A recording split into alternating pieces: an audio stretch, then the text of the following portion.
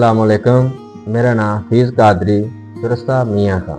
मैं दुआ करना कि सारे खैरियत नाल होसो। अज बच्चियां नूं, बेटियां नूं, भैणां नूं जिन्हां नूं पीरीयड रोक के आंदे ने, 2-2 महीने तक पीरीयड नहीं आंदे या आंदे ने तो कसरत तो ज़्यादा आ जाते, या उन्हां दे थैलियां पानी ਦੀਆਂ बन ਜਾਂਦੀਆਂ ने, या उन्हां नूं रसौलियां बन ਜਾਂਦੀਆਂ ने।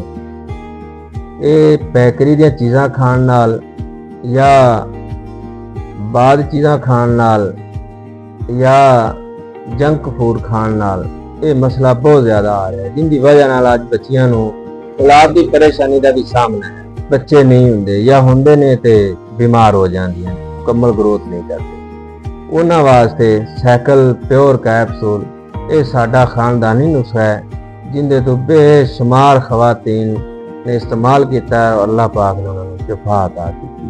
खाने तो बाद अद्धा घंटा बाद पानी नाल फकत 2 हफ्ते जिन्हां दे थैलियां ने उन्हां वास्ते 2 हफ्ते दोबारा जिंदगी थैली नहीं बनेगी। जेडे पीरियड भी नहीं आते बंदिश या रुक के आते ने, हर महीने आवेंगे बिल्कुल पानी तरह बगैर किसी तकलीफ तो आएंगे, दोबारा जिंदगी च पीरियड का मसला नहीं आएगा। जिन्हां दे रसौलियां ने उन्हां वास्ते कम अज कम 5 ਤੋਂ 6 ਹਫ਼ਤੇ ਖਾਣੇ ਇਹਨਾਂ ਨੂੰ। ਖਾਣੇ ਤੋਂ ਅੱਧਾ ਘੰਟਾ ਬਾਅਦ ਪਾਣੀ ਨਾਲ ਖਾਣਾ, ਉਹਨਾਂ ਦੀ ਰਸੌਲੀ ਬਿਲਕੁਲ ਰਿਲੀਜ਼ ਹੋ ਜਾਏਗੀ ਔਰ ਦੁਬਾਰਾ ਉਹਦੀ ਜ਼ਿੰਦਗੀ 'ਚ ਰਸੌਲੀ ਨਹੀਂ ਹੈ, ਹਮੇਸ਼ਾ ਵਾਸਤੇ ਖਤਮ ਹੋ ਜਾਏਗੀ।